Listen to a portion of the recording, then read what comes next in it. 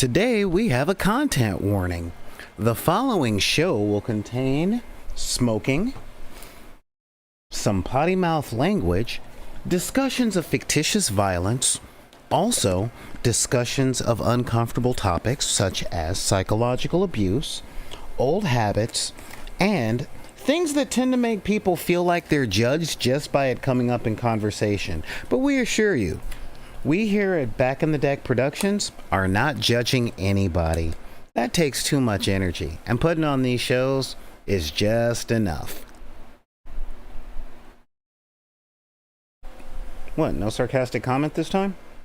Well, seriously, you pretty much covered it on that one.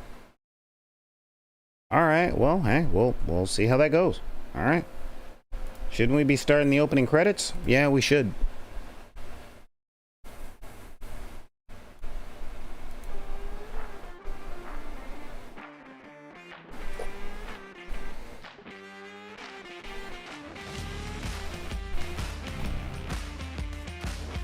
Hey everybody, what is going on? What's up? How you feeling out there?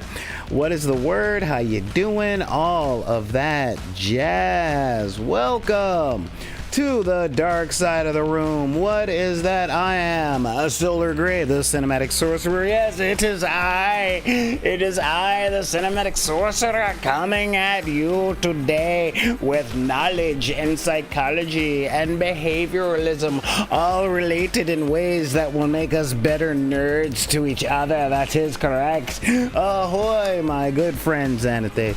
My good friend. What can I do for you today? Anyway, how's it going out there, guys? What is the word? Now, we got a couple of people that are still kind of, filing in to watch the show. But if y'all are new to the channel, and a lot of people might be, this is the channel, Back in the Deck Productions, Bid P, the dark side of the room. This is the show where we talk about nerd stuff in relations to life itself.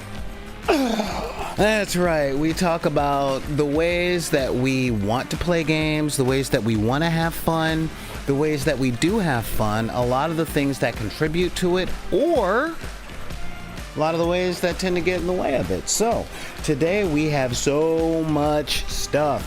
You're here, the heart of camo, and soon I will still be here.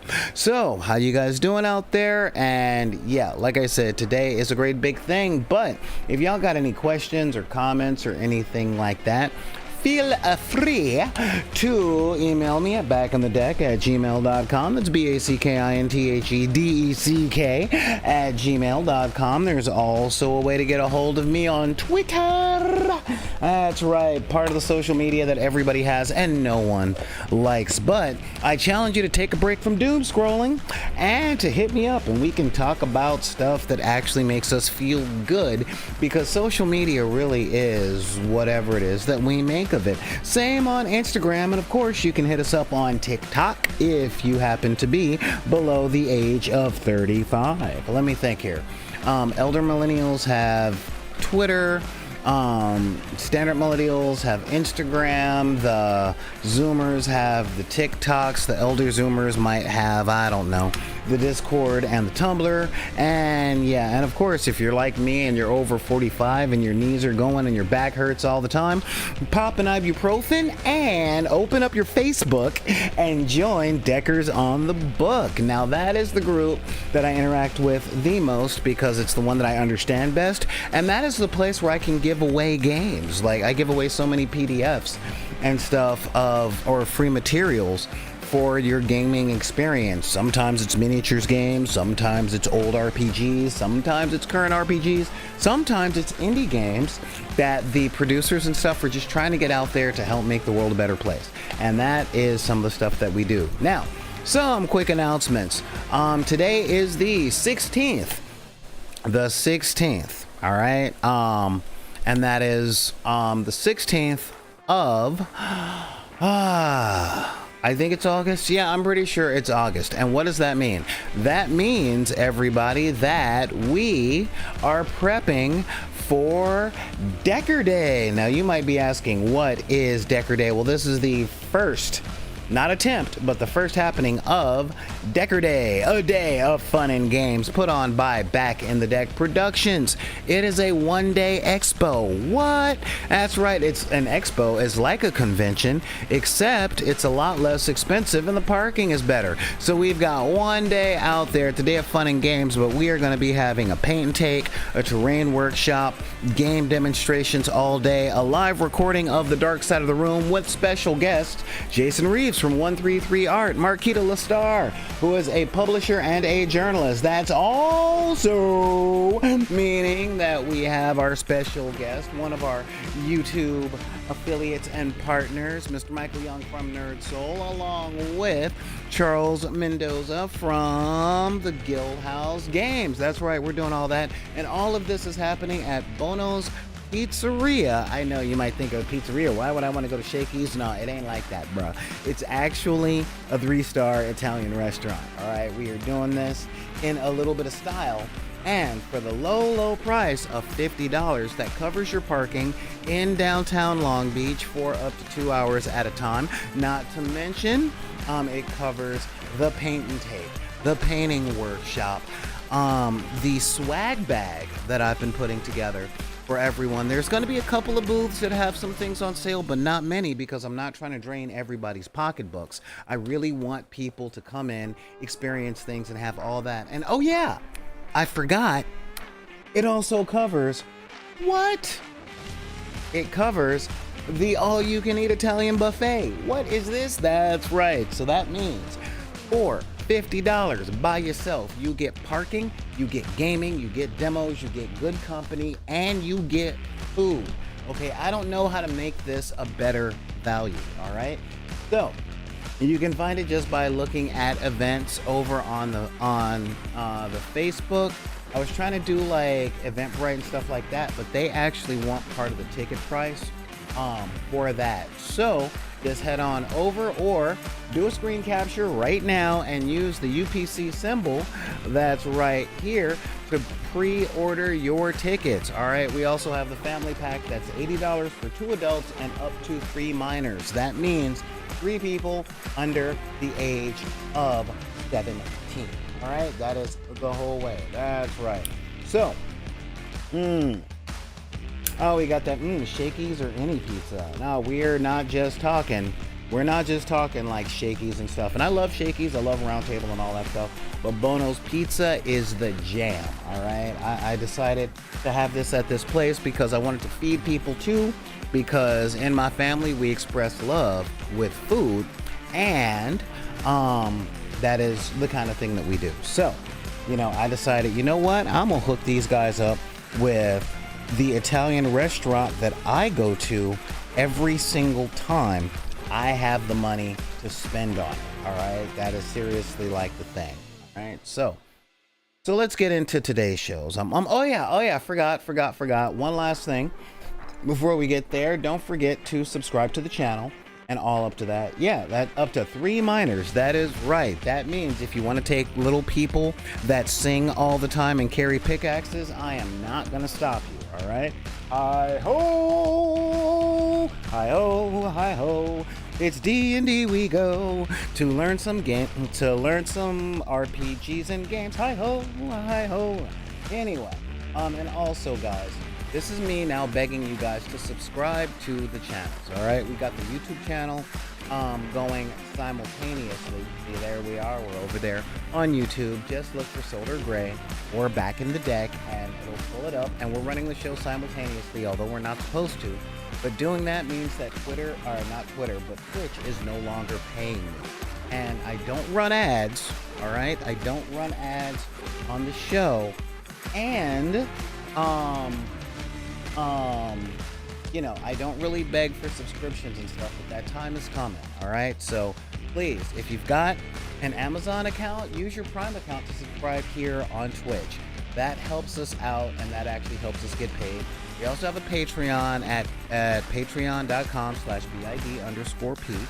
All right, and if you sign up for the Patreon, I'm not gonna lie, guys. I'm really sorry. I'm lagging on the Patreon. I'm doing as much as I can I don't hire interns, nor do I have any unpaid interns, because I find that practice unethical, which is why I don't have any interns. So I'm doing the stuff that I can, the best that I can. And I'm giving a shout out to my $20 a month or higher patrons: Miss Laura Holton, Kaylee Watson, Jennifer Kroll, Noel Heiler, Glenn Couch, Christopher Chalmers, Joseph Hines. So hopefully I'll be seeing all the ones that are in Southern California there at Decker Day, and it's going to be like a meet and greet. We're going to have Q&As. We're going to be doing a lot of stuff. So subscribe to the channel, subscribe here on Twitch, share the information, share our stuff, help us grow this community. All right, so that's the big thing. And finally, we got some merch. So if you like everything that we got and you want to be sporting, and when I say sporting, I mean like, hey, I want to show the world that I represent, then come on down to TeePublic. All right, I'll put the link right here in the chat, and get yourself a t-shirt. All right, get yourself a t-shirt. And if you're like, dude, it is way too hot to be wearing t-shirts, so you want to do that, that's fine. Get yourself a tank top. All right, tank tops with a little sol on them. And since we're gamers and nerds, we could always use more notebooks and more coffee cups. These guys break me off a little bit with all the stuff that they sell. And that stuff is really, really helpful. All right, guys, so help us out with that. And now that I've done all that jazz, woo, a little bit out of breath, it's about time to get to the show. So there are a couple of questions that I have been fielding. All right, a couple of questions that I have been fielding from folks regarding a lot of the heavier stuff. Who is in the chat right now? I see the Chat Attack Tat. What's going on, Chat Attack? What is going on? I'm glad that you are here. Thank you for rating and supporting us as much as you have. We've got the Sofa King, the Super Sofa King, because he is Sofa King and he's super. We've also got Xanathades, Miracles of Minimum Wage, F-Top Player, Camel Heart, Black and White Now in Color, another Twitch TV viewer, and Clever Little Vixen, holding down like gravity. Thank you guys. All right. Now, I field a lot of questions, and one of the questions I got, I think it was yesterday or the day before, came from from D. Russell. All right. And the question I got was on the Discord, and let's take a look at it. People mentioning blaming bad tendencies on GMs and on the previous GMs. You seem to talk about hacking and breaking games with an implicit, let's say, disdain that it arises from an antagonistic attitude toward the GM. I'm curious, how do you think this reflects on your own experience, either as a GM, when players have done it, or as a player, like you mentioned on the stream, learning to break games? Is it because you learn to break games for that reason that you assume that it's to be the reason to break games? Or if it's not for that reason, do you think that the game isn't really being broken? Okay, that is a good question. And I'm like, you know what? I will answer that on the show. So yeah, so let me talk about the whole thing of breaking games. All right, it's not that breaking games when it comes to antagonism is where my disdain comes from. All right, it's more of my distaste, as you will, for the concept of breaking games comes from the very idea that it's more important for someone who doesn't produce games to show how clever they are than enjoying the thing that was made. Okay, one of the YouTube channels I watch asked a question: why is it that it is so important to people not to be scared at horror movies? All right, and it's this thing of, well, this thing was put together to scare me, so I'm going to spend my time and my money to show that it won't be scaring me because I am that cool. I am that great. And most of the time that I've seen games be broken, it's for the purpose of winning, in the sense of accomplishing anything that the player wants to do without challenge, regardless of the spirit of the game. Okay. It's perfectly fine to hack a game. And there is, I'm not going to lie, a cool sense of accomplishment in breaking a game or hacking a game. The thing is, I learned, and this does tie in to today's topic, which is AGS, Abused Gamer Syndrome, with break the game so that you cannot lose, regardless of if this is a game that's capable of winning or losing. Okay, I talked a lot about my old gaming group who really taught me how to massacre Dungeons and Dragons 3.5 edition. And this is ultimate efficiency, ultimate ultimate competence. So when you create a character, your character is essentially starting off at such a high level that there's not much room for character growth, skill learning, because you're already skilled. So never play anything unless it's below level 14. And this tends to create homogeny within the gaming experience. Okay, I know when I was playing tournaments, and we talked about this a couple of months ago with the idea of the meta. All right, now I'm old, but back in the early 2000s, late 90s, early 2000s, in Magic the Gathering, there was something called Black Summer, where the world champion of Magic the Gathering had published their deck online, and that was the only deck that people wanted to play because that is the one that had beaten everyone in the world. It wasn't a matter of, let's play this, let me see how I can fare against this deck, or how well can I use this deck. It was, I no longer have any other decks. This became the only way to play. All right. So when I talk about people breaking games, I have a lot of friends that go into games looking to completely deconstruct them before they even learn what the rules are. And I kind of equate it to trying to be an artist that specializes in cubism when you really haven't studied the classics, you know? You don't know much about the pre-Raphaelites or form or proportion or anything like that, but you want to go straight into splashing paint on a canvas and calling it art. And don't get me wrong, I am all down for having a temper tantrum with paints. All right. Okay, yeah, we got Daryl over on YouTube remembering Black Summer. Yeah, we remember Black Summer. So yeah. And again, I don't mind the idea of breaking games, but when people break games and don't play the games that they're breaking, if they learn enough of the rules to hack the system and go, yay, I'm better than the writers, what I tend to do is say, well, if that's your intention, go out and design your own game. But I'd like to play the game that's been published. I have the same problem with people that criticize like Marvel movies before they come out. You know, it's like you're tearing down this thing that we don't even know about, and you're saying this game sucks, but you've only played the demo game. You're not giving a reason as to why it sucks based on what you know. And a lot of these things that you're trying to do is either against the rules or it's covered within the rules that you won't study. So that's kind of where I'm at.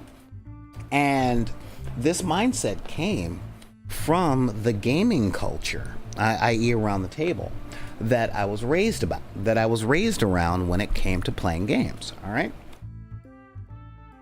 Now, I was looking at one of the people that I check out by the name of Seth Sarkowski, and he did a video this week about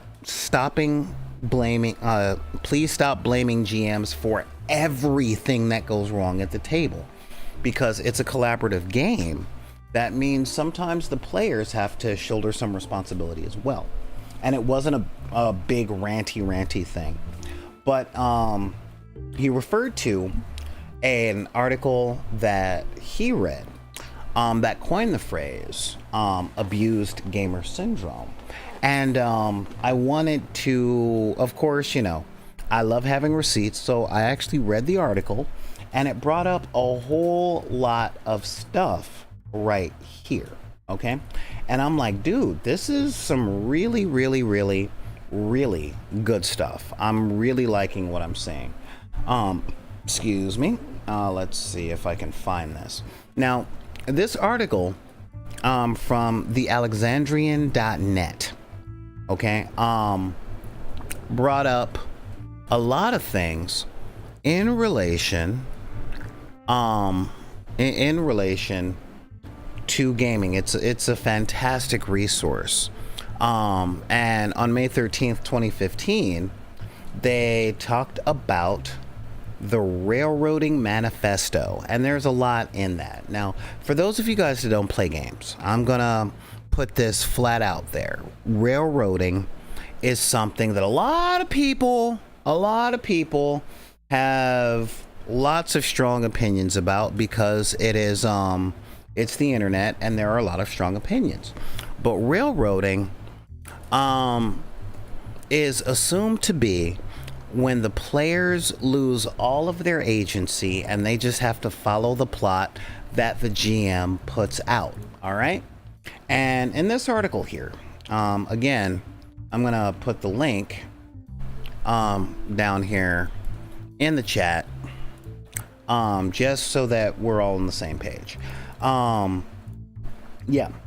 And the article talks about a lot of things, but essentially in the second paragraph, what Bankwell calls abused gamer syndrome is players that have learned that if they don't preemptively look for a railroad to follow, they'll be punished. Okay, and this is something that comes out a lot at a lot of gaming tables that I run. Okay, the idea that there is only one way to do a game. There's only one way to play a game, and a lot of players tend to carry this thinking into every single gaming table they go. And this is I'm going to sum up the article in regards to this, but I'm going to use my own words. Okay, part of abused gamer syndrome is just this idea that I learned how to play games in this way, and if I deviate from that, the GM is going to kill my character or tell me no, or I'm going to end up looking stupid, or I'm going to be made fun of. All of this previous trauma that comes from either other gaming tables, or let's be real, y'all, if you are a junior Generation Xer, a geriatric millennial, or anyone that was born after junior Generation Xers like myself, high school, junior high school, most work, i.e. the idea that within the paradigm that you're in, there is but one solution. There is but one procedure. There is only one right way to do this. And this type of thing comes from what I call personal culture. Now, the game group that I was in had a GM as a gaming terrorist. GMs that use terms like, well, the rules don't explicitly say that I can't do this, so I am going to do this, and they do it, and they drop those lines when they're doing something mean to the players, or when the players are deviating from the plot that they've put down.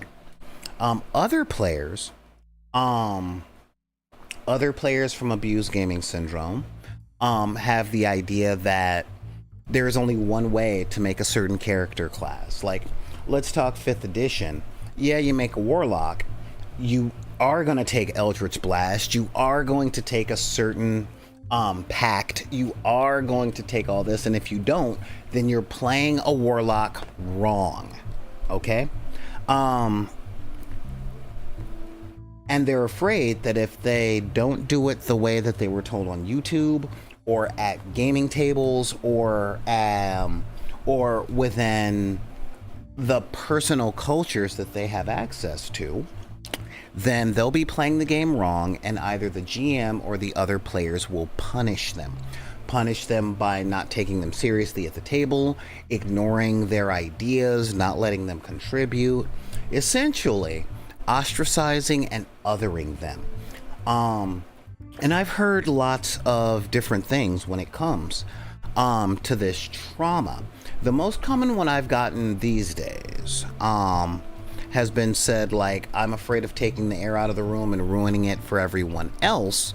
And I'm only theorizing, okay, this is pure speculation, but from what I've seen in a lot of places, that when someone does something unusual, like when a joke doesn't land, it's really easy for people to say that 30 seconds of awkwardness ruins the whole night hyperbolically, okay? I kind of learned this particular mindset when I was working at a lot of places that didn't want me to work there. Like, you'll hear construction workers go, well, you've got one shiner, i.e. it's a nail that sticks out of the wood after it's been hammered, so this entire deck is garbage, you know?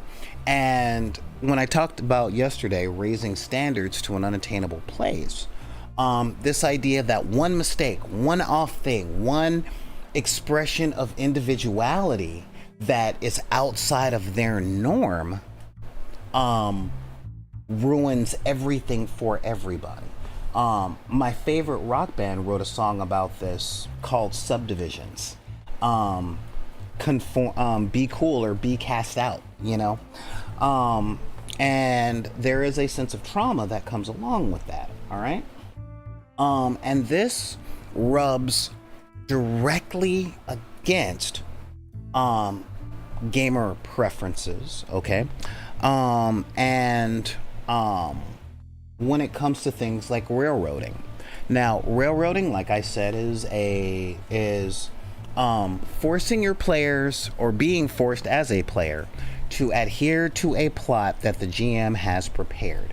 Now, I'm of the school of railroading isn't bad as long as it's subtle, okay?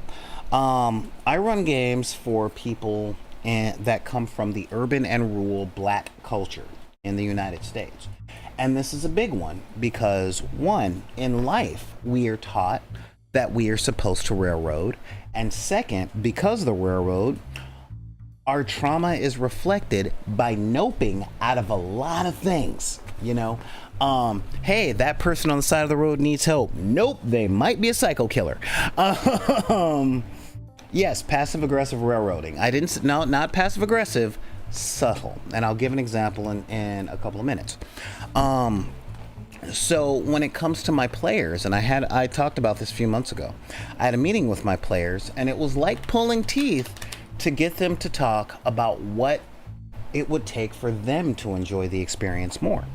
And one of my close friends that's in the game said, well, I didn't want to mess up your vision. Like, you stuck us in this sandbox and we can do so many things. We don't know what to do. And I'm like, well, I put plot hooks out there for you and you can take them, but I'm not going to force you to take them. And after having a little bit of a talk, I realized that in a lot of them, I had to force them or railroad them in small ways. Now, railroads are interesting. I've always looked at railroading like, yeah, the tracks go a certain place. However, you don't always have to get on the train. It is threading a needle, okay? Now, when it comes to the subtle things, it's kind of like, all right, guys, we're in outer space, and as the GM, I wrote the adventure to take place on Omicron Persei 8. Well, I don't want to go to Omicron Persei 8. Well, when you go to the interstellar flight things, all the other ships are completely loaded up. There's no other tickets except for the thing that's going to Omicron Persei 8. So, yeah. Well, then we'll stay at the station. Well, the security comes around and they're looking for you, and the only way, and the space station is leaving the orbit and your ship is broken. So the only place to go is the ship going to Omicron Persei 8. And you know, that is the type of railroading that a lot of abused and traumatized players have gone through. And this is a matter of a GM not having some of the tips that I give on this show. All right. And not just tips that I give on this show. These are things that a lot of GMs have been doing for decades. Okay, guys.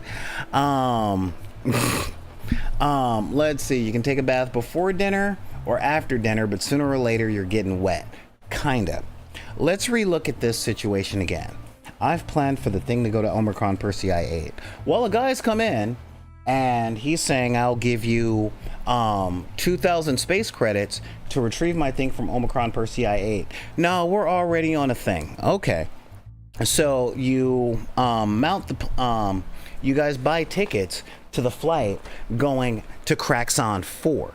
And as you guys are on the flight, you know, things are going, but then it's hijacked. But as it's hijacked, the Interstellar Space Police get there and they blow a hole in the side.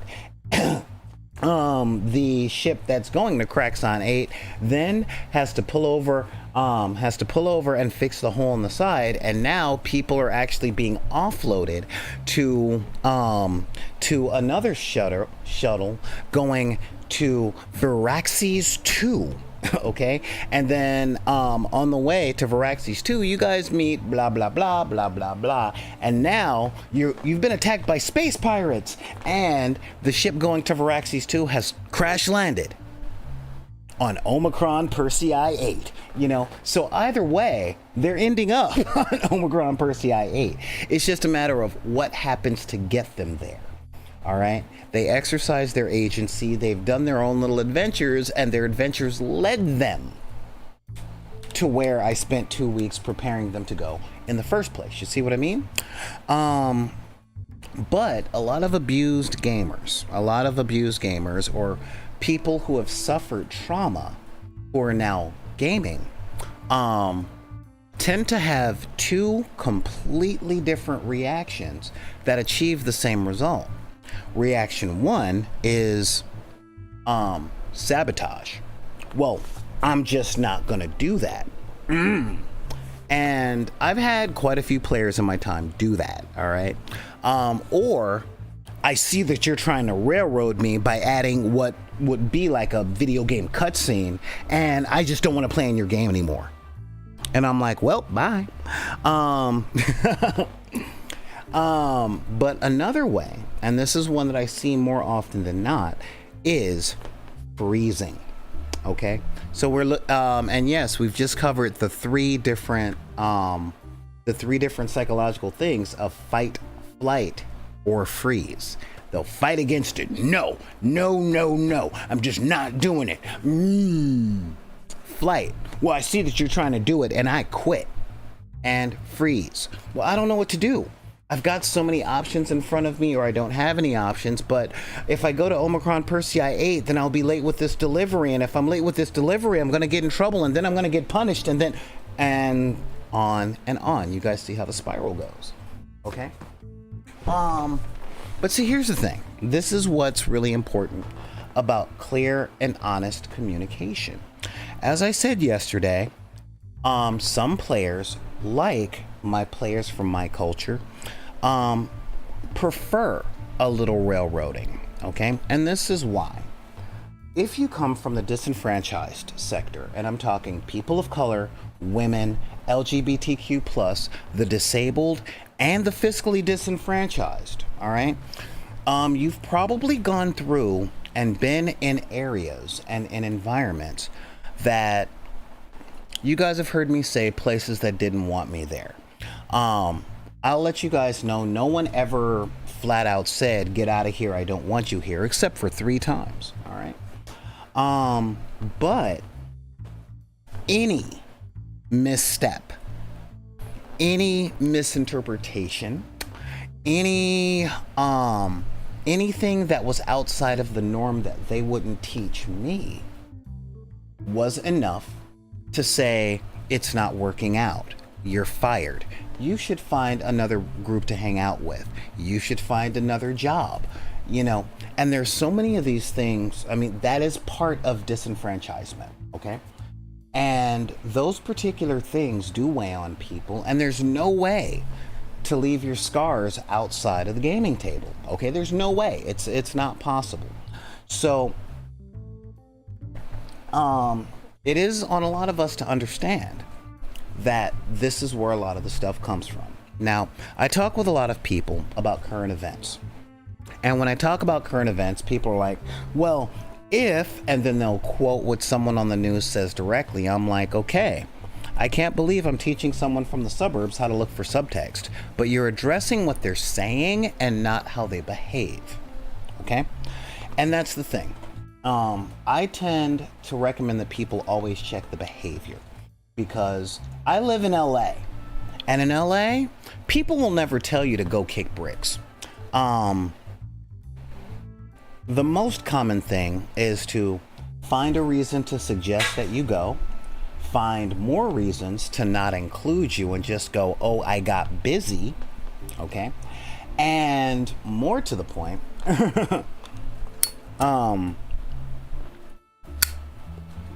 or more to the point, and this is the one I see most often, to make you so uncomfortable that you leave on your own accord and they can't be blamed, okay? And so a lot of players that live that on the day-to-day basis, when they go into the gaming environment with their friends or a lot of new gaming people, that is a weight that they carry on them going into the tables, okay? Now, with abused gamers, or people that are suffering from abused gaming syndrome, another way that happens is when it comes to the sandbox method. They're expecting, gaming is this. This is what gaming is. You solve a puzzle, you follow directions, you get the prize. Now I'm doing everything that you asked me to do, and I'm still not winning, or I'm still not going forward, or the game is still not over, and they just freak out, okay? I was gaming with someone for a long time who was traumatized by someone teaching them that in games, no matter what the game is, your opponent is your enemy, okay? And they will do whatever it takes to beat you and make you feel small. Even if they're teaching you the game, they're going to teach the game by kicking your teeth in until you've adjusted and can't get your teeth kicked in anymore.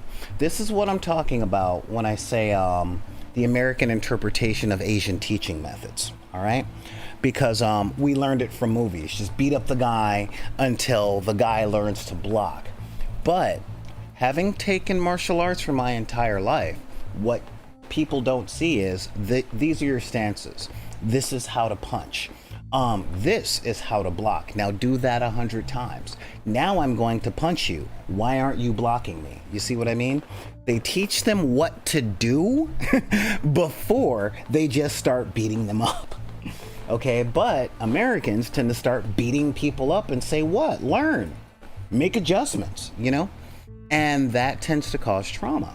So a lot of this stuff makes these syndromes so thick that a lot of new gamers tend to not trust the GM, the other players at the table, not because the GMs are terrible people, not because the other players are bad people, but because so many cultural things have taught them to be on their guard. They're going in with hypervigilance, okay?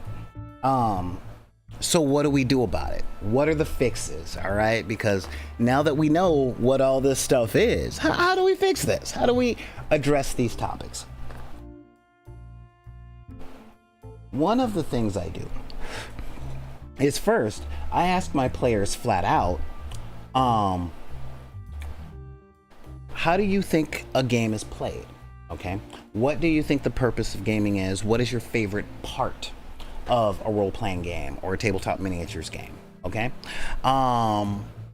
become a recluse. Now that doesn't bring a lot of joy. It just brings a lack of pain. Yeah, so, what is it that makes you like this, And a lot of my players, like C24 is wonderful about this. They like the camaraderie. They like solving puzzles. They don't like combat. They like character interaction and character development and stuff like that. So I can craft a game that has all those puzzles, that has an overall plot line. But I let you guys know, in truth, I'm a GM that has an entire world built up in my brain. And the thing is, I put all my players in a sandbox, and what they do in the sandbox can make the rest of the park better or worse. That's up to them.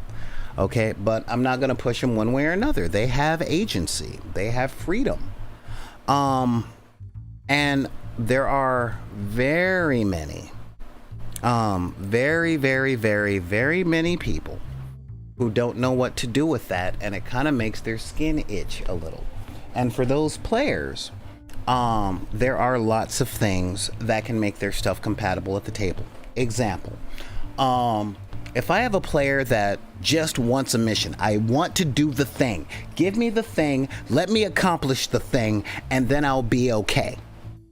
I can send them on dungeon delve missions, let them explore the dungeon. There is a thing inside that dungeon, go get it, bring it back. They have a clear mission. And in a dungeon, there's pretty much no more than 3 ways to ever get it done. Okay, so they don't have many options. They don't have this, most dungeon delves are pretty much idiot proof. If you turn left, turn right, that's it. Not if you turn left, you will be off to this adventure. But if you turn right, you will be off to this one. Or you can choose not to decide. That is still a choice. A lot of players don't like that type of thing. And the thing is, there's nothing wrong with any of this. It's just a matter of looking in the kitchen that is your own creativity, at what ingredients you have and what appliances are functioning, to find out what kind of food you can make and how to make that taste good. All right. I don't know if you guys have ever cooked for couples where one of them was a vegetarian and another one was not. It's a thing. It's all a thing. So when it comes down to these things, I talk a lot about self-awareness, all right? Or more to the point, I talk a lot about introspection and mindfulness, all right? And this is the biggest thing that will help any group, any gaming group, any competition group, any team, just any group of friends, to have some introspection and go, okay, Todd seems to kind of close down when we do stuff this way. What is Todd looking for? Mary tends to do stuff like this, or tends to shut down when we do stuff like this. What is Mary looking for? And what can I, as a friend, as a player, as a GM, as a coworker, how can I provide this to make a much smoother project? Okay? That, in and of itself, is a really big thing. All right? Now, what is the term I'm looking for? There are a couple of other things. Let's see what I got here. Oh, now there is a sense of desensitization sometimes when it comes to abused player syndrome. Now, we grognards really suffer from this one. Okay? And desensitization comes from that's a story hook, which means I'm going to be railroaded. Fine, I don't care. Let's do it. Oh yeah, go rescue the princess, of course, because princesses always just get captured and stuff. That's just Princesses get captured. I'm an adventurer. It's my job to go get the princess, whatever. You know, they become desensitized. And again, that comes with two faces of the coin. Phase one, yeah, whatever, I guess. We'll just go get the thing. Wait, why aren't you emotionally invested in this adventure? Because I know how it ends, you know. And the second thing is, my character has no reason to do that. You know, that will lead to danger, and I don't want anything to happen to my character. So yeah, I'm not gonna go on this quest. Sorry, old man, orcs took your daughter, sucks for you. You know, I would go out there, but I'm not strong enough to fight 20 goblins. 3 maybe, but not, you know, 20, you know. And that tends to be a lot of the derailments of a lot of games, okay? So how do we get past a lot of these things? I.e., how do we get our players more investment, more invested in the game that we're playing than they are into their gaming traumas or personal traumas from the past? And there are lots of ways to do this, okay? Most of them come down to personalizing. And when I say personalizing, I don't mean making your people main characters. I mean specifically adding in things that I know that they will like, okay? If I've got the, yeah, fine, we gotta go capture the princess, or we have to go rescue the princess from where they've been captured. Well, if they want a sandbox, when they are looking for the answers, like, you know, well, I know that goblins are sensitive to this material. Where can I find it? You can have the NPCs go, well, we heard that they're the reward of a side quest, but I'm not sure. You know, you can send them on wild goose chases, or snipe hunts, as I used to call them. You can send them on things to get the tools, you know, the MacGuffin things. In all honesty, there aren't very many types of plots you can run new role-playing people through that aren't super cliched. Unfortunately, this hobby came out at a time where we didn't have as much access to media as we do now. However, and this is big, guys,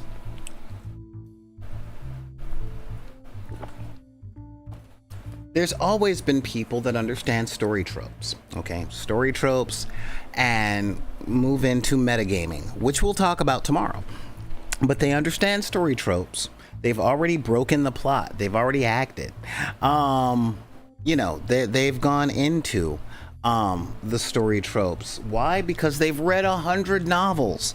You know, most old-time D&D players have read Lord of the Rings and Dune and Wheel of Time and Game of Thrones and the Ring Cycle from Nordic mythology. And I mean, they've read all that stuff, and they recognize all of the tropes, just like any of us here today who watches horror movies knows all of the stereotypes that were brought up in Cabin in the Woods. We know it. We know there's the jock and the clown and the hussy and the last girl and all that stuff. We know that that's going to be out there. And a lot of gamers, and these are the people that fall into the idea or the concept of gaming terrorists, go into games with knowing these tropes already, and they're using the trauma of people don't think that I'm very intelligent, well, I'll show them. To what is the term? What is the term I'm really looking for? They're using a lot of trauma from that to show that they are smart, that they are clever, and to say, you have to work harder to subvert my expectations, and I expect everything. And sometimes you have to have an aside with them, and you got to be like, look, man, I know that you're clever. I know that you're smart. But just because you know what's coming doesn't rob you of the experience of going through it.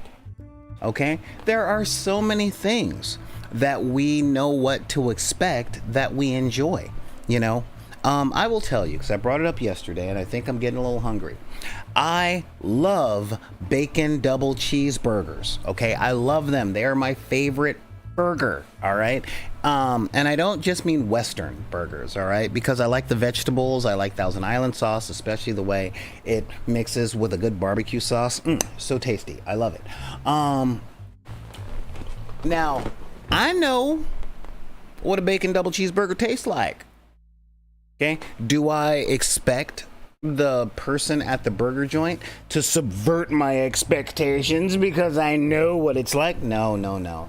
That does nothing but gatekeep my own pleasant experiences from me. You know, I mean, seriously, that's just it. And make no mistake, there are a ton of writing tropes that I hate. All right? And a lot of those tropes are in 90% of everything that I enjoy watching. Okay? You know, and that's not a terrible thing. I know when I'm watching certain shows to expect Monster of the Week, but what else? I know a lot of shows. You know, a lot of shows that have the "you see Timmy" at the end. I mean, every sitcom resets with no character growth or development per episode. They tend to leave the character development toward the seasons because the children in it are growing up. You know, and you can't stop time even if you're an actor. Hello, Judge John. Oh hail, Judge John. You know, but just because we know what's happening, just because we know what's to be expected, doesn't mean that we are limited from enjoying the thing that's coming. Okay? I use D&D or role-playing games as a teaching aid, you know, especially with people from my neck of the woods. I love running people in my neck of the woods through horror scenarios because I grew up in the hood, and one particular stereotype is very well founded, and that's the "no, don't go in that room, he behind that door, don't see, told you." I'm like, why are you talking to the screen? You know, and I'm like, well, now you're the person that's going behind the door. Well, I ain't opening the door. Okay, you cannot open the door if you like, you know. And then I can make it so that they didn't open the door, but other people got killed, or why they weren't opening the door because they knew the killer was behind the door. The killer was the one that was disabling the car. Huh? Look at that. Or the killer was the one that was essentially trapping them in the horror movie tropes or stuff like that, you know?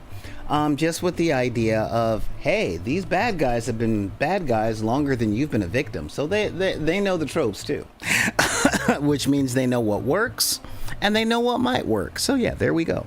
But when it comes to that stuff, that can lead to one of the symptoms of abused player syndrome, which is what we talked about yesterday, which is competition with the GM. At that point, it stops being about Call of Cthulhu and solving the case, and it becomes a matter of Todd versus Steve. You know, which one is more clever? And that takes away a lot of experience and a lot of fun of everyone else at the table. So how do we do this? You know, how do we do this? And this is where I talk about the mindfulness and introspection. You know, when a lot of people, because I live in the 21st century and I talk to a lot of nerds, and a lot of nerds like to play the mine is bigger than yours is when it comes to trivia. And I am found in conversations asking, okay, what point are you trying to prove? Not what's the point, but okay, what are you asking? Like, what are you commenting on? Like, what conversation are you trying to have? You know, because it makes people stop and go back. I'm like, I'm not saying you're wrong, but what I am saying is it looks like you're trying to change the subject of the conversation. You know, we were talking about fun times in our poorer days where all we had to eat was steak and popcorn.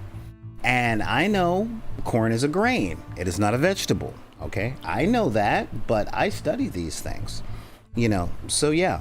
Or, you know, again, I know a lot of people, like, fun story. Okay, yeah, fun story, fun aside. Yeah, there you go. I know we live in the age of ADD, so I'm trying to be like you guys. I was at a party about 2 years ago, and this guy went off on the "what a good boy am I" mindset, because we were talking about stuff, and the subject of impossible meat came up. And he is like, he's all American. He likes his burgers beef, and he'll never eat at Carl's Jr. ever again. And I'm like, you don't like Carl's Jr.? Well, no, I love the way Carl's Jr. tastes. But one time, a friend of mine played a joke on me and got me an Impossible Burger from Carl's Jr. And I ate the Impossible Burger, and I thought it tasted off. And then he told me that it was a vegetable burger. So screw Carl's Jr. And you should think I'm cool for that. And I'm like, sounds like your friend was being a dick, but okay. And I'm like, okay, well, what point are you trying to prove with this? You know, like, let's see here.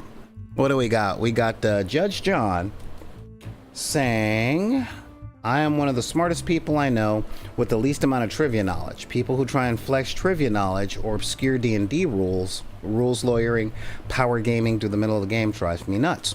I get that, and I'm glad you tuned in, because we're talking about that, where it comes from, how to navigate it, and how to help people that do that heal from the injuries that cause them to need to do that. Okay?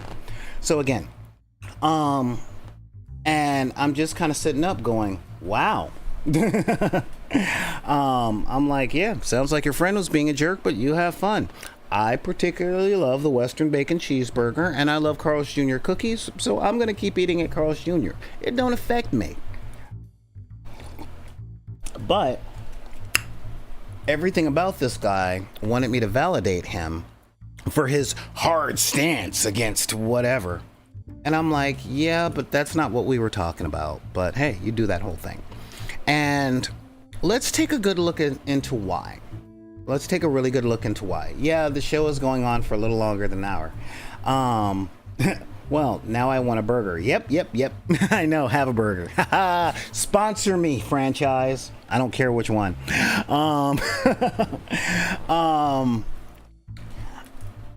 Look, I grew up in the 1980s, okay? That was when America changed to where your value was easily dismissed. It was easy to think that you're never rich enough, you're not smart enough. And again, being in so many environments that didn't want me there, and I know y'all have felt this too. And if you haven't, I promise you, you know someone who has. There are so many environments that make it so that one mistake, one misstep, one notion of 99.9999996% perfect is enough to get you fired, okay? And so it's really tempting and really regular, especially when you're in an environment with people that do this all the time, to completely flex trivia and to be like, well, I know stuff too. I'm relevant. I'm good. I can be here. Don't look down on me. I get it. Okay. And this is the middle-aged man talking. All right. I try and focus on what matters. All right. I've told you guys in the past, I tend to ask questions like, are you telling me this to open up the conversation or to shut it down? Which one are you looking to do? And when people are talking about this stuff, yeah, when it comes down to that, it's like, I get it. I know people have looked at you going, well, that person gets all the attention and all the praise because they know 3% more than you do. But I try and make it clear here in the show, at my table, if you're here, you matter, at least to me. Okay? Now, I've noticed a trend in modern society that is so good at discrediting and invalidating folks to the point where if they don't have final say, if they don't have all the attention, that means they don't have any. Okay? And I think of money. Okay? I think of economics. Don't fall for that trick. Okay? Do not fall for that trick. Bill Gates is not poor. Okay? I know. That sounds like a duh. Bill Gates is one of the richest people in the world. Exactly. One of.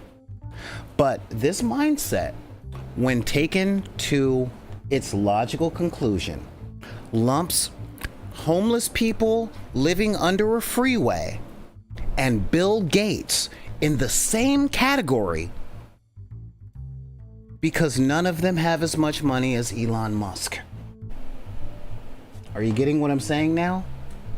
Just because a person isn't the center of attention at all times, it doesn't mean that they cease to exist. Okay? And I know if you went to high school in the United States, specifically in the suburbs, it's really easy to feel that way. All right? It's really easy to feel the pressures of being popular if you were, and the suckiness of not being popular. And what I'm here to say, what I'm here to preach to y'all today, is when it comes to popularity, when it comes to relevance, when it comes to being at the table, it all sucks for everybody, which means it's all good. Okay? It's all good. We're all there for the same purpose, and there is enough to go around. All right? There is enough relevance. There is enough attention. There is enough emotion that equates with mattering. Okay? I'll tell you the truth.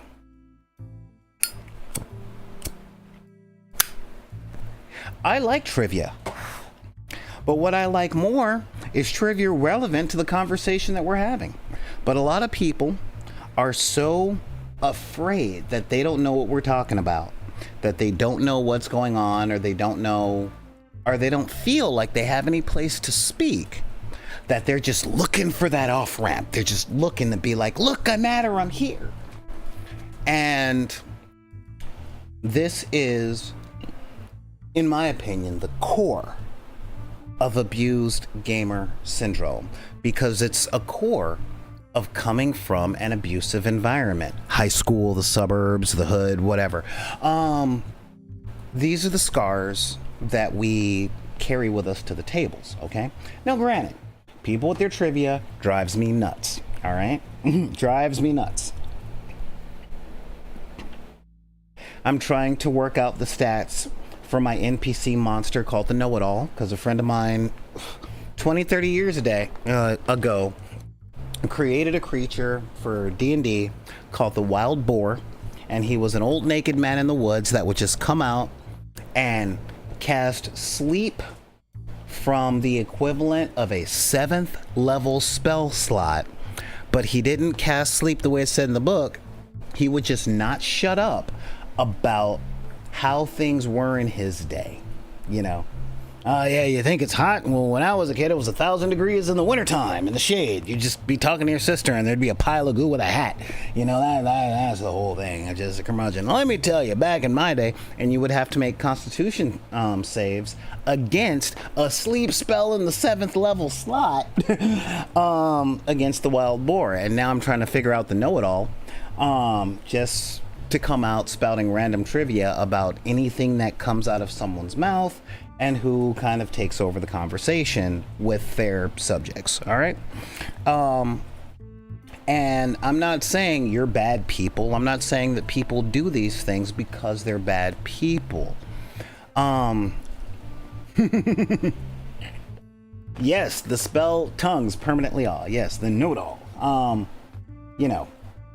And their weakness is being asked to find a word that rhymes with eloquent. If you know, you know. If you don't know, check out the Sailing the Sea or the Frizzle Fry album from Primus.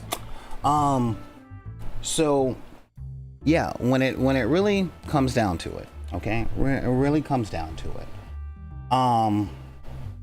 I don't think any of these people are bad. I don't think that trauma happens to bad people. I don't fall under the just world fallacy, and I don't want you guys to do either. I'm having this talk with you guys today to make you guys aware that this stuff is super normal and it pops up all the time, and it doesn't have to derail things. Little railroading's okay. All right. And a person doesn't have to adhere to their trauma. We can make a different choice at the table, not just for the fun of everyone else at the table, but for our own. Okay. This is personal time. Okay. I've been in a really good mood this week, and part of it I think stems from the fact that I saw a lot of old friends, and these old friends were 90s kids. All right. And if you were 90s kids, just like I was a teenager in the 90s, you're about to be seen, and I'm not attacking you. All right. I hate having to do that disclaimer, but let's just put it out there. But everything out of their mouths was either a look how clever I am piece of trivia, or how everything sucked or pissed them off. And I don't feel that way. In truth, I was like, man, that sucks. And I was really sad for my friends because the results from their lives of all these different traumas have, and a lot of them are older than I, have made them very, very unhappy. Okay, they're literally just unhappy. They've moved into that place that I grew up in where you don't have wonderful weekends, you just have a couple of days off. You don't go on vacations, you just get some rest before having to go back to work.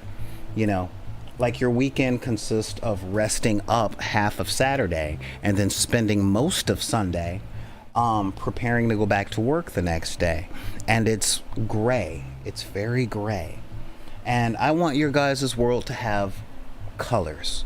My world is very colorful. I don't know when it happened. I don't know when it happened. But what I will say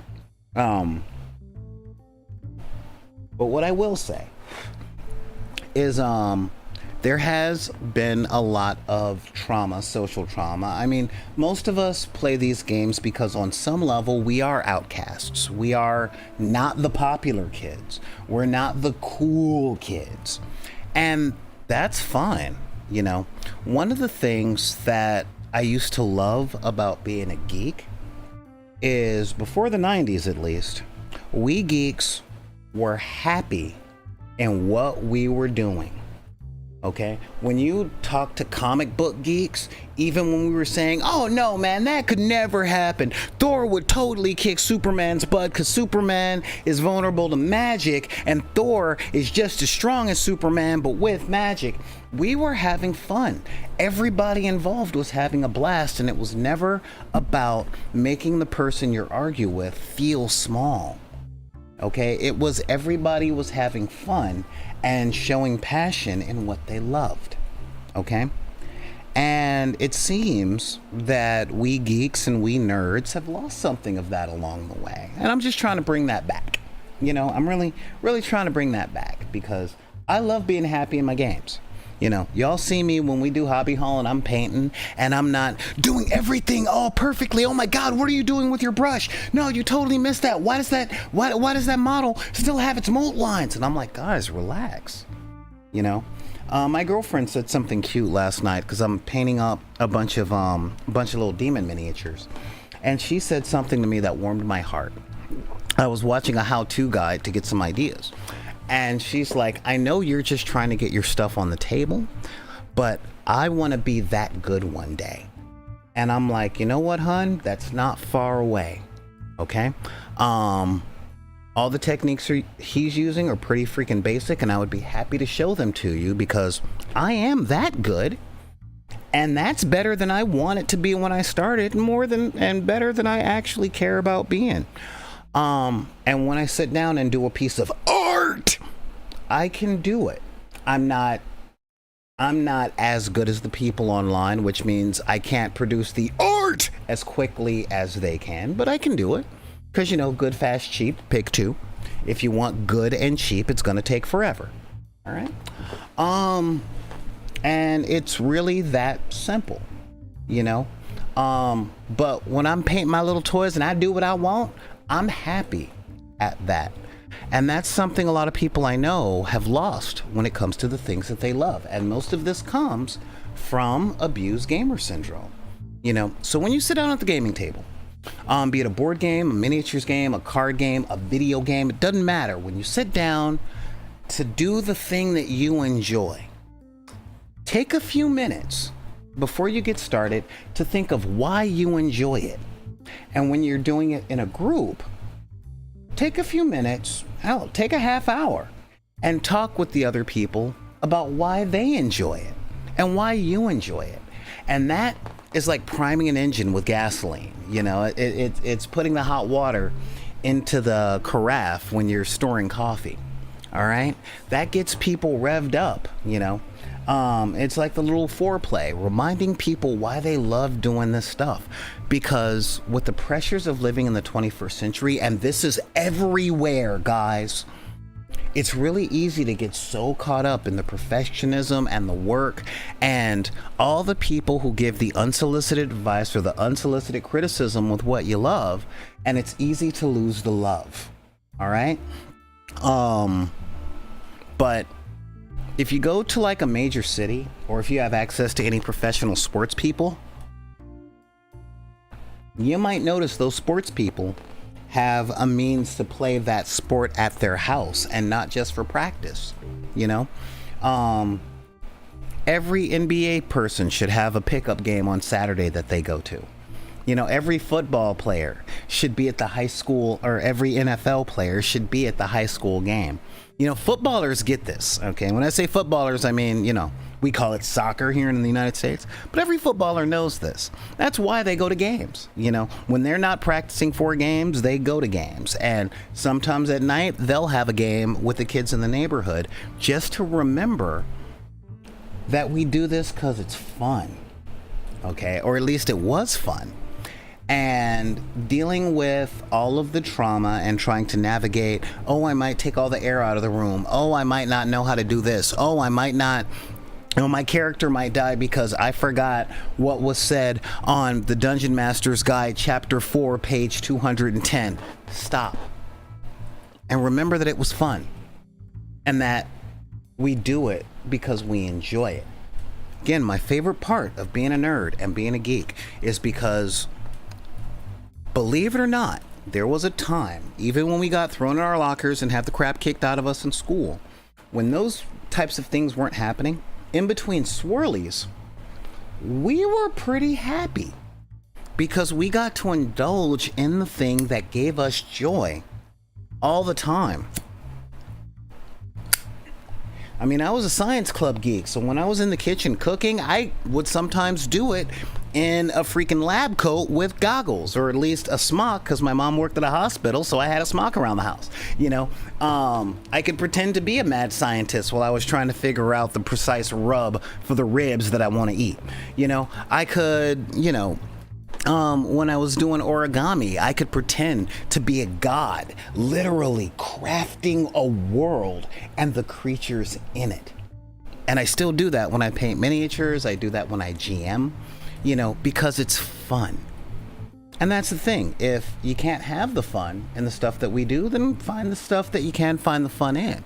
But be mindful of when the scars from previous traumas are getting in the way of that. Not through the behaviors of others, but through our reactions to behaviors. And this is in no means a free pass for people to act any way they want. Okay, back in the deck has no tolerance for people who are just waiting for their turn to get power so that they can have a turn at being the asshole. All right, if you guys are long watchers of the channel, you know I use the banhammer pretty freaking liberally. But yeah, so really keep an eye out for that, and remember, we do this stuff because it's fun.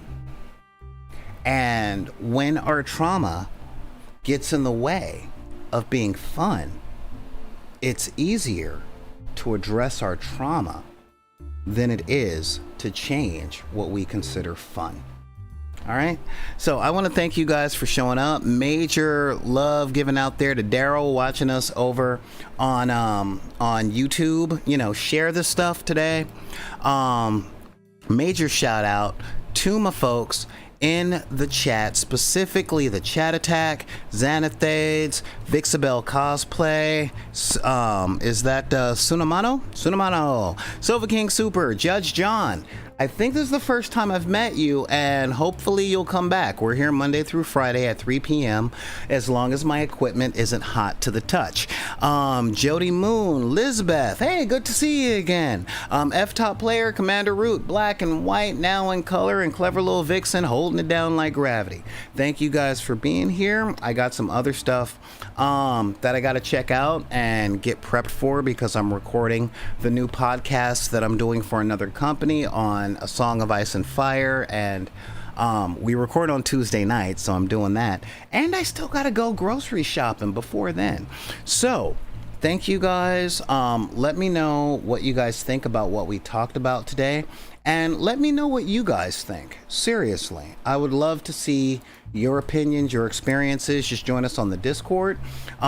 And as you guys see, I opened up today with a question. So if you guys got questions, feel free to send it to backinthedeck@gmail.com. That's BACKINTHEDECK @gmail.com. You can hit me up over on Twitter or Instagram or TikTok. And if you are on that wretched hive of scum and villainy where memes go to die, known as Facebook, hit us up on Deckers on the Book, and that's where I give away PDFs to role-playing games and indie games and some miniatures games and stuff. There's a lot of folks out there that really want to get their exposure out, and I'm like, guys, look, check out this new thing. Guys, check out this new thing. I would do that on Instagram and stuff, but you can't upload Instagrams to that, and I actually can't afford to upgrade the Discord to do it there.